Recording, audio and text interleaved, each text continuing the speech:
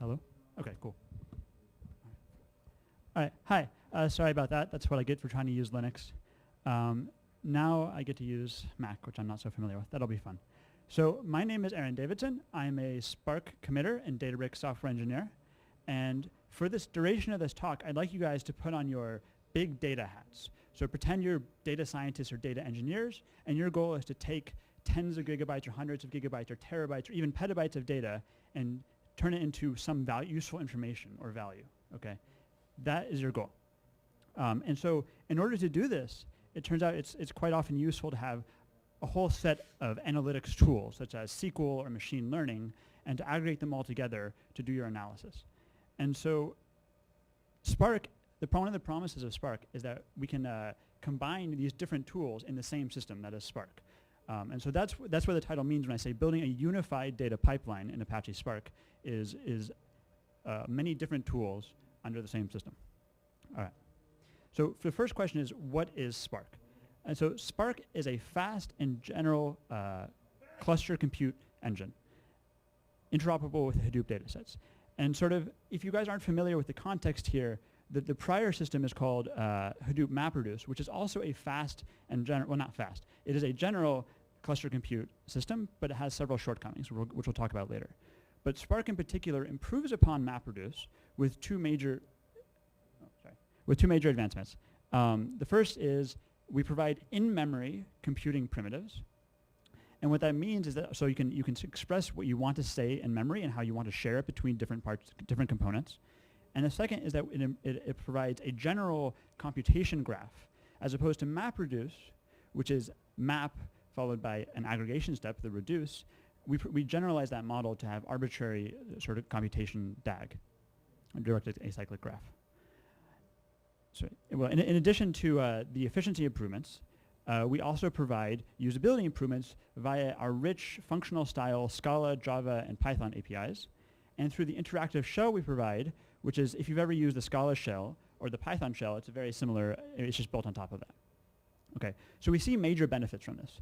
Due to just in-memory usage of in-memory primitives and our general DAG, we can see 100x improvement over MapReduce if it's in memory, and a 2 to 10x improvement even if it's not, just due to the ability to express the computation in a more natural way.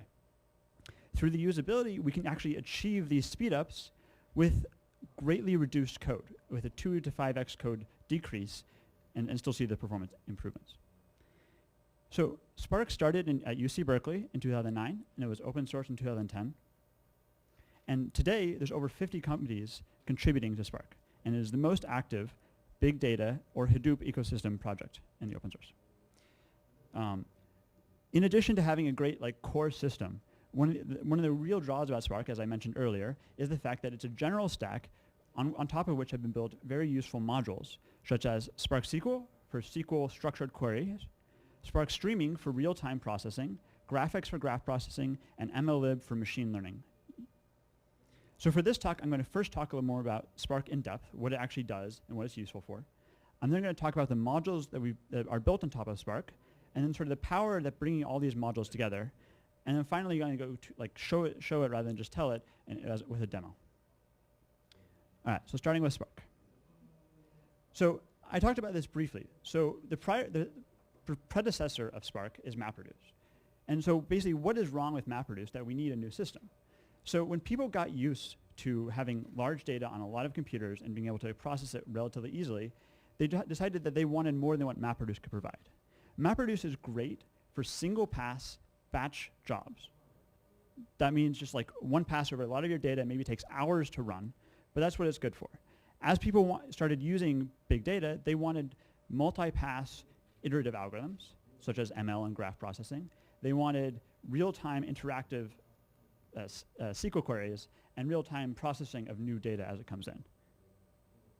And none of these MapReduce could provide because it needs a faster data sharing model between each of the different components. Here's what data sharing looks like in MapReduce. At the top, we have an iterative algorithm over HDFS. And so HDFS is a distributed file system where your data is distributed across the cluster. And so between each iteration, we have to read from HDFS, which incurs a disk overhead, and then write to HDFS, which occurs a 3-way replication on different nodes. And so between each iteration, we have to do this, and this comes at a great cost. Additionally, for a query-like workload, where you have an input on HDFS, every query can't share some subset of data. It has to load the data, do the query and result, and the next one has to do the exact same thing. So this is slow due to replication, due to disk I/O, and serialization overheads. What we'd like to see is our input data, after an iteration, is kept in memory. The working set of data is kept in memory, and we simply quickly go over this again and again.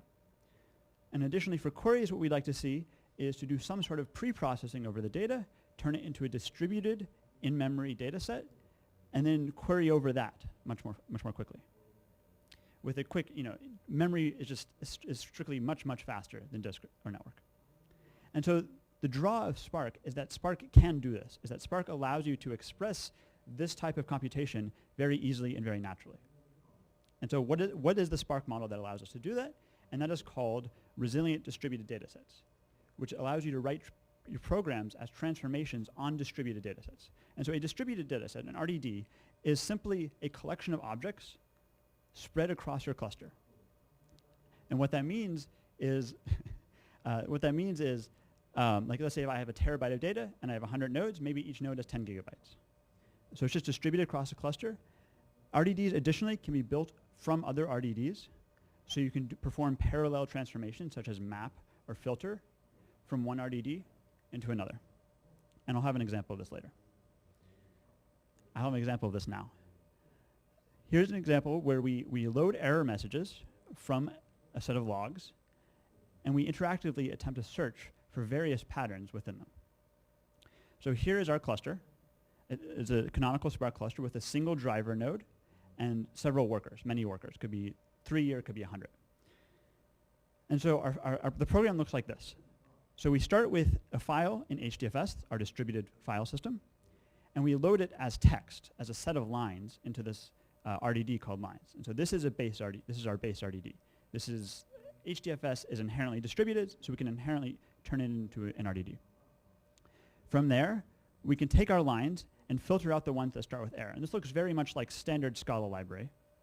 However, this is actually lazy, because RDD transformations are all lazy, so this doesn't actually do anything. It just describes the transformation of filtering out lines that do not contain the word error. After that, maybe we take the third tab, which is messages, and then we say cache. Even this is lazy. This says, when I compute messages, cache it. Finally, we have an action. We say, give me all of the error logs that contain the word foo. And because this is an action, the user needs a response. We will now go out and start doing work. And so what that entails is the driver will send out tasks to the various executors, who will then read the data from their local HDFS blocks and then return the results back to the driver. Additionally, because we asked for messages to be cached, it will also cache them in each of the workers' memories. So that if I do another query, such as give me all the messages containing bar and count those, it'll go to the workers, and instead of reading from the disk, it'll actually read from memory and return much quicker. The performance we see here is something like a full text search for a particular cluster size may take less than 1 second if it's in memory versus 20 seconds if it's on disk. Or you can scale that up to a terabyte of data for a 5 to 7 second search in memory and versus 170 seconds on disk. So just disk is much slower than memory. You can see that the supported operators look very much like the Scala collections library, and they are. They're based on that. And the only big difference is the fact that they are lazy, because they're done on a distributed cluster, and we can optimize them if we can run multiple at the same time. So one of the coolest parts, besides all the cool parts about the code, is besides the code, is the community. There are over 250 active developers, and as I mentioned before, 50 companies contributing. It is the most active open source project in big data, and sort of here on this graph is just showing the commits in Spark sort of just trump all the other Hadoop-like projects. And we're just continuing growth. This is a number of committers per month. So each new committers per month. Technically contributors. Okay. So now let me just talk briefly about the modules that we've built on Spark. They really bring the extra power to the system. So here they are, and so let me just go into detail. The first is Spark SQL, and you might have already seen Takuya's talk on that. So this is simply allowing you to query structured data in Spark. It turns out that a table, a SQL entity, is easily described as just an RDD, which is the data, plus some schema off to the side, the metadata. And that's just a schema RDD.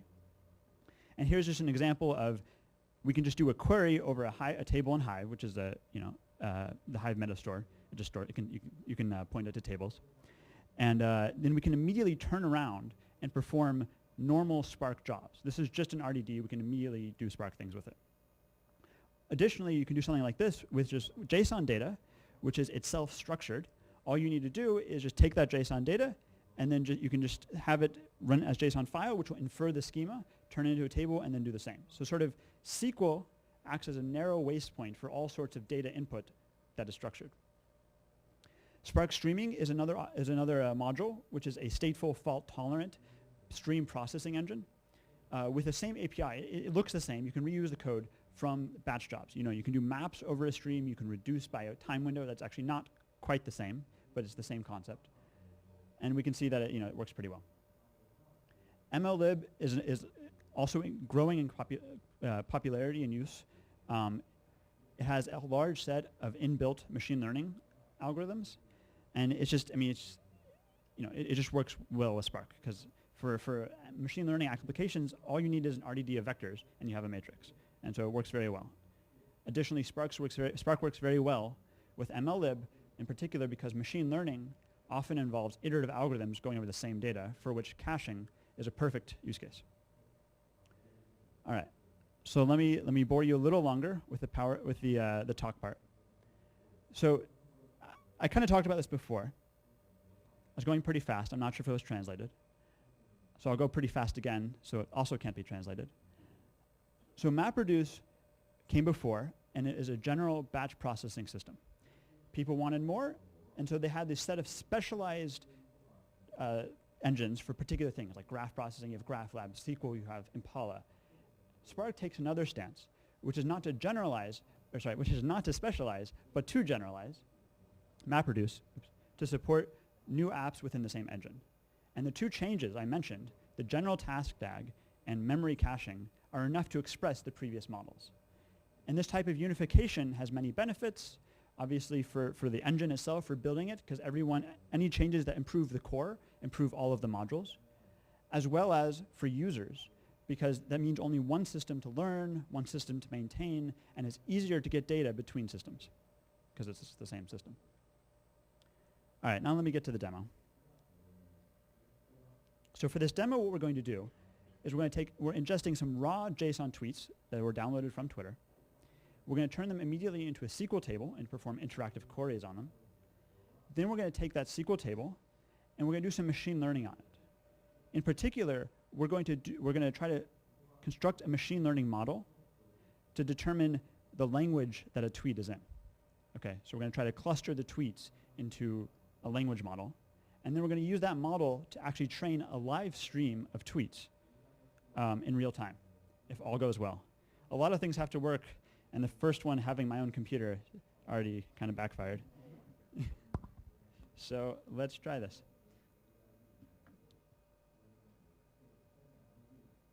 All right, so to be clear, what I'm using here is the Databricks workspace product, but everything will work. It's just Spark. This is just more convenient for me to set up and get using. So, okay. So now this is the same as a Spark shell, basically. So I'm going to run a little bit of setup.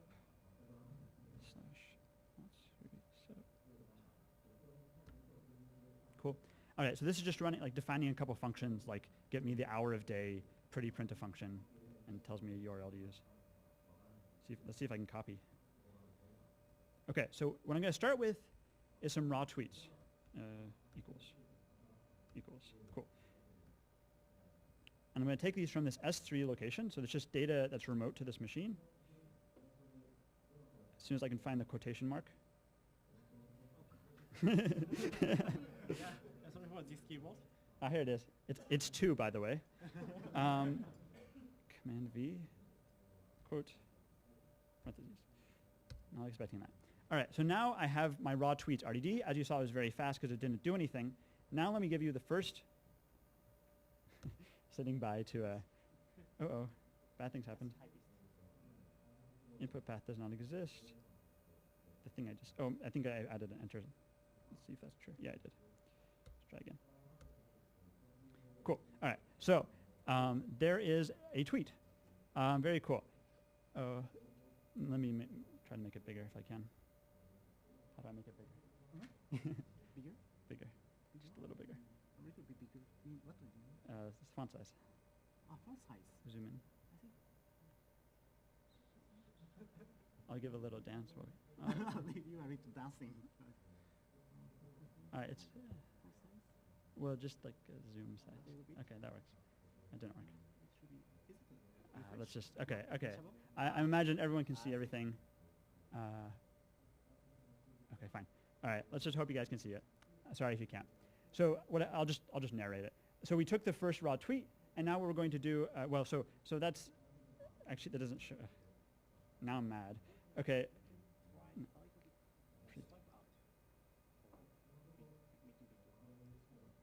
Oh, there we are. That's a little bigger. Is it enough? Yeah, okay, cool. Maybe a little back in. Okay, cool. Sorry, back on track. So I'm going to print out, pretty print it so you can see the full thing as soon as I learn to type. Okay, so here's the full tweet. You can see that's actually a lot of nested data. Here's the actual tweet itself. You'll see it's you can probably recognize the language, and it's a retweet. Okay, so that's the data, and I can go ahead if I want and do Spark-like things on it. I can do like a map and a filter. In fact, what I'm going to do is I'm going to take this and turn it into a SQL table. And so I'm going to do SQL context.json RDD, raw tweets, 0.25. All right, so what this is actually doing is this is taking the raw tweets I did, and it's sampling 25% of them and trying to determine the schema, because a single tweet doesn't include the whole schema. So it's actually going to take, a quarter of them, and then like look at all of it, parse them into JSON, look at all of their schemas, and then sort of take the union. And you can see, okay, so this is actually running on the entire cluster. All right, and we see it completed. Let me show you the full schema. Okay, so this is the full schema. It looks very similar, but this is more complete. All right, and so now, again, I can do Spark things on it, but instead I'm going to do SQL things. So I'm going to register. Okay. I need to make less mistakes because I don't know where the backspace is. Quotation, tweets. And now I can type normal SQL, like select the text from tweets. And it should appear. Yeah, nice. I too am surprised. Okay, now let me actually show you that we can also do nested lookups. User.name, comma. Come back. Okay, here we are. And so we see that we can just do all sorts of nested things. Now let's do something a little more exciting. Click out of there. A little more exciting with SQL. Let's find the total number of tweets for each language and then like sort them by that. So looks something like this. Oh no, I have to find the star. There it is. Let's count from tweets. Group by lang. Count descending. Limit. Cool. All right, so now this is the first query I've done that's actually iterating through all of the data, grouping it by language, and then determining the count of each language in a descending order, taking the top 10. All right, so what this is, and let me tell you this as well. We're actually working with a pretty large amount of data, well, a medium amount of data. This is 60 gigabytes of uncompressed tweets, and we're only on 11 machines. All right, and it has to actually go to a remote file system over the network, parse it into JSON, and then apply the schema and perform this computation. So this is actually doing quite a lot. And here we have results. Let's make it a little prettier. Cool. So well, we can see here that, you know, like English, Japanese, Spanish, Indonesian, those are all very popular languages. Let's actually take it one step further. If I can type this, this is a good one. Select lang hour. So I'm going to take the hour of day. I'm going to look over the course of a day. How does it change? If I, ooh, underscore. That's a new one. Underscore? Underscore? Underscore. Here? Yeah.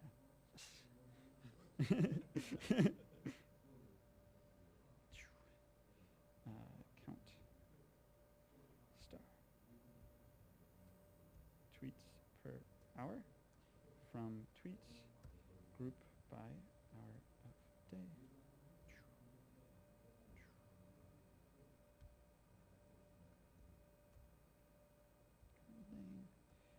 Order by hour of day. Sorry, I'm not talking during this. It's a little, I don't want to make a typo. All right, I think that's it. All right, so now what this is doing is it'll do a similar query, except group not only by language, but by the hour of the day. So we'll hopefully find like a sort of like a daily cycle of tweets of different languages. All right, and we expect this to take approximately as long as this last query did, but hopefully it won't be, you know, it'll show us something cooler. Yeah, okay, so it should be done shortly. Okay, great. Let's make this a little prettier as well.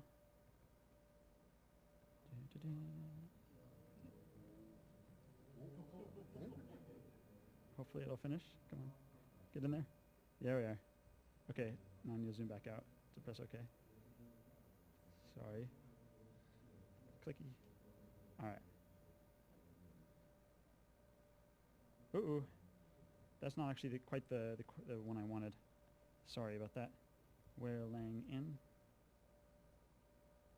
En. Ja. Yes. Okay, so that was a pretty graph, but that actually didn't give me the language. It gave me like a random set of languages, unfortunately. So while this is running, I guess, let me go ahead and introduce you to the next part. This is something.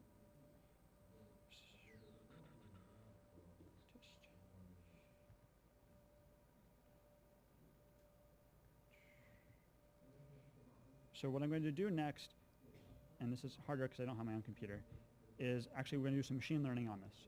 So we have this language here. Okay. Reloading.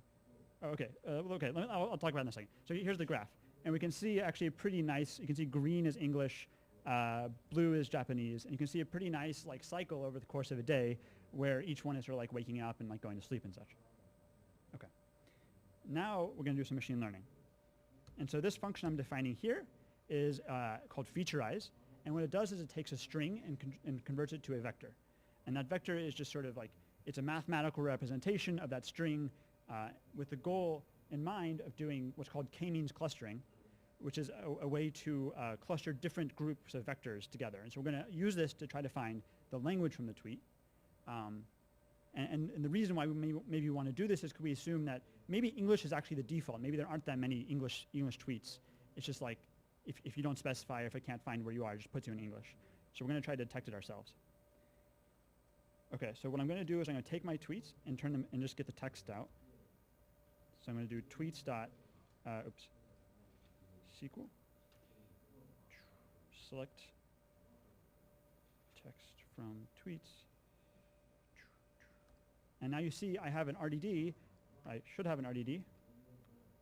This is 10 minutes left. Okay, that's fine. Okay, cool. I have an RDD of just the texts, which I can do .first on. Hopefully. Oh, I think there's a latency problem because it said it only took 0.33 seconds, but it actually took more. All right, and then I'm actually, so you see that the type here is actually not quite right. It's a row object. Oops. Uh-oh. Uh-oh. All right, I'm going to map over that. Underscore dot head string. Okay. All right, so now I'm just going to turn that into an RDD of strings rather than RDD of rows. And then given that, what I'm going to do is I'm going to turn that I'm going to use this featureize function to call text.map, oops, sorry, vectors equals text.map featurize. So I'm going to map over all of my texts and featurize them. Let's see if that works. And hopefully I'll print one. So it's taking a little time just because of the lag I mentioned. I think just due to the internet connection. Oh, it executed them in the wrong order. That's fine. Okay, so this looks like a perfectly reasonable vector. I don't know about you guys, but that looks like a nice vector for a tweet. And now I'm going to say cache this, and I'm actually going to count that. Oh, well, let me make sure it happens in the right order. Oh.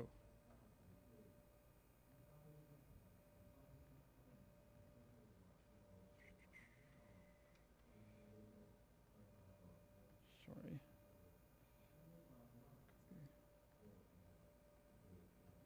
Come on. This is the fun of doing a live demo. It shouldn't be, it's not actually doing anything when I say .cache, so it should return immediately. But as you can see, it is having trouble doing so.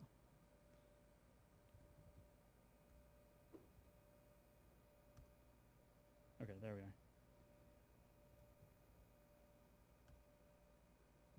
are. Okay, so let me come back. What am I doing here? Here I've cached the vectors, and now I'm just doing a count. And what that's going to do is going to materialize all of these vectors into memory, so that I can then do the computation over them without having to worry about it. Like I'm just making sure that they get into memory. And so this is, again, just to remind you what this is doing. This is actually going remotely, fetching all the tweets, parsing them into JSON, applying our schema, extracting just the text, then doing this featurize on them, and then caching it into memory, assuming this is running. And we can actually check the Spark UI.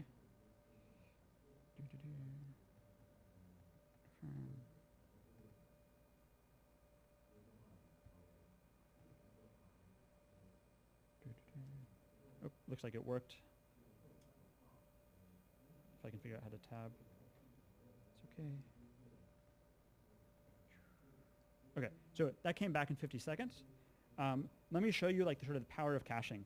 Is like, how long do you think the first one took? 50 seconds. The second one is immediate, right? So that's less than, and this isn't like a trick. It took less than half a second to actually launch that job on all of my 11 machines, have it all count up the data, and return it. Okay, so that's a huge improvement in speed, and it's very key. And so now I'm going to train my machine learning model. Equals k-means dot train vectors 10, 10. And what this is going to do is it's actually going to train a model clustering the vectors up by 10 into 10 groups over 10 iterations. And so you actually should see the bar going back and forth, though it's not. Again, probably it's because of a connection issue, because it's actually an iterative algorithm. And sort of here, it's very important, because this is reusing the vectors repeatedly. It's very important that the vectors has been cached, because you see if every iteration took 50 seconds, this would take 50 seconds times 10, versus this, which actually only took about 30 seconds to do the whole thing. And this is like this is a very real model. Okay. And so what we now have is we have a model which predicts a tweet, like the clustering. So let's just see how good it was. So let's take some tweets.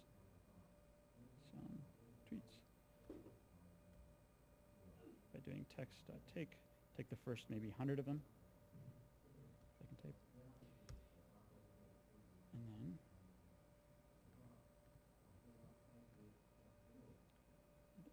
copy this over. And this is just going to print the cluster that each one belongs to. And hopefully we'll see that the tweets have been clustered together. But it is kind of random, so it could be bad. So this cluster 0 looks like English. Cluster 1 is pretty interesting. It looks like it definitely has some Japanese, but it also has included like Arabic in it as well, kind of strangely. Cluster 3 looks maybe Spanish or Portuguese. Cluster 5 is definitely Spanish. Cluster 6 is actually interesting. It seems to be a language made up of URLs. I think everything here has a t.co. That is, of course, a language. All right, and so what I'm going to do now is I'm going to try to do streaming, if I can do that in 5 minutes. Let me try this, 1 second. So, oops, I'm just going to define a little UDF for me. Tweet string equals. So this is going to determine if the model.predict of the featureized version of the tweet is equal to cluster num. And then I'm just going to put that into Spark SQL. So register function is in cluster. Cluster. All right, it compiles with sound effects. And now I should be able to do SQL. Oh, well, I need to first set up one thing. Go back. Copy, paste. All right. So before I run this next command, what this is doing, what I just did is I set up a streaming SQL context, streaming context, which is on top of a Spark context, adds functionality. This one in particular, every 2 seconds, draws upon Twitter, and then it'll create a 60-second window and create this table called real-time tweets out of it. And so let's see if this worked. Is there actually data that's showing up in real-time tweets? Oops, from.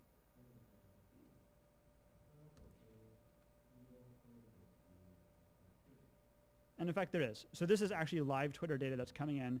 And just to show you that, let me just do count 1. You can see the count right here is 1351. Now if you do it again, it's actually increased. So we are getting data. Now let me quickly write this function to select tweet from real-time tweets. Where is in cluster? Cluster tweet. And so if I write like 0, we should see English tweets showing, and then if I write, say, I think 1 was included Japanese tweets, Arabic and Japanese tweets. All right. Okay. And these are of live tweets coming in. Unfortunately, I don't have enough time to show you this updating like continuously, so I'm going to have to leave it there. So let me just go back real quick to the presentation. And okay, and so I just want to say, so to summarize what we did everything we said we wanted to. We took raw JSON data, we converted it to a table, we did some machine learning on it, and then we took live Twitter data and then applied that model to filter out only the ones from that particular language. And here's all the code. It's very short. And in conclusion, Spark is cool. If you want to learn more, go to spark.apache.org. Thank you.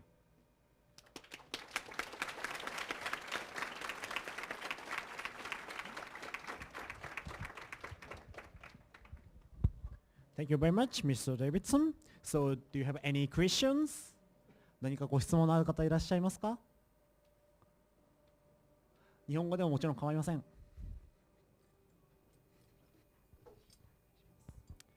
Thank you for having an awesome presentation. Actually, I have a presentation after you, so I'm very nervous about that.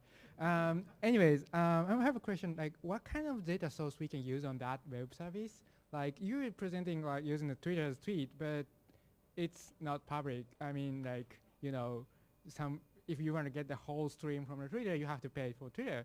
So, like, what is the kind of the data we can use on that platform?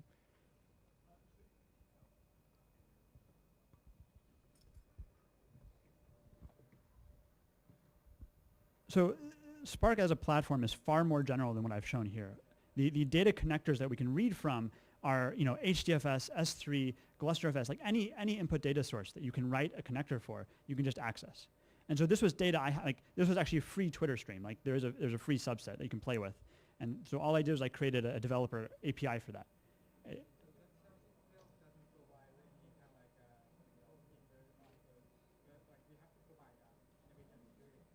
You do have to provide the data. A large set of connectors are available, so if you have the data, you can probably access it without writing more code.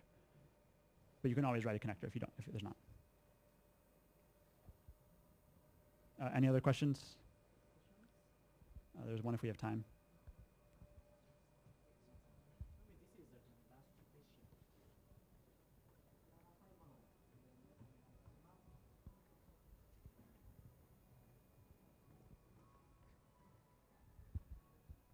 と日本語で質問します。すみません。Spark SQL のコンセプト、トレジャーデータの、構造化データを放り込んで SQL で分析するっていうのに提起がしたんですけど、トレジャーデータに興味、あるいはトレジャーデータが興味を持っているといったことはありますか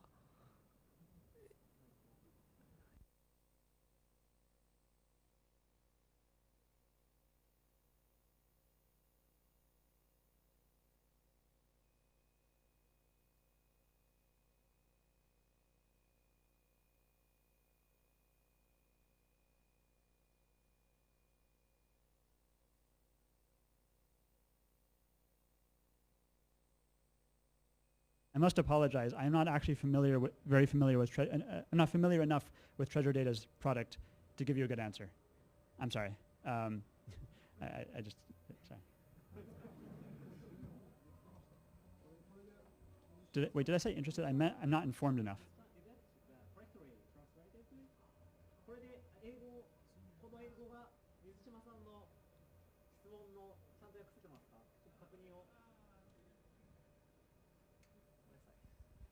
すいません、水島さん、もう一回質問お願いします。申し訳ないです。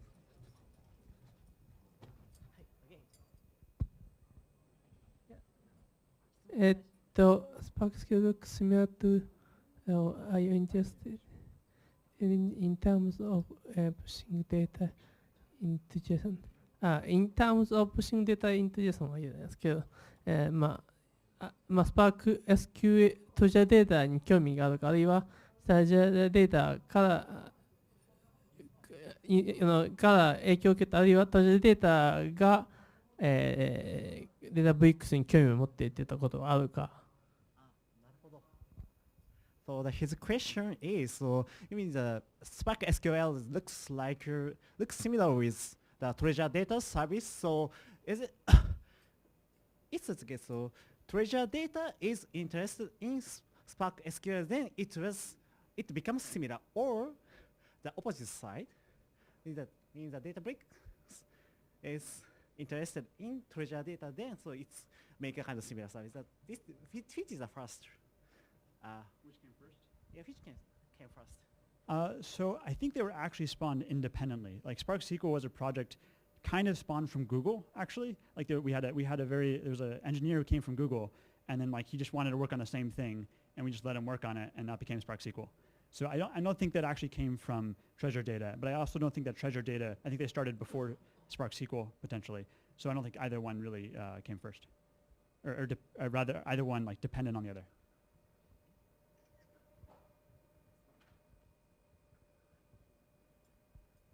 Thank you very much. それでは、Thank you very much, Mr. Davidson. So 拍手でお送りください。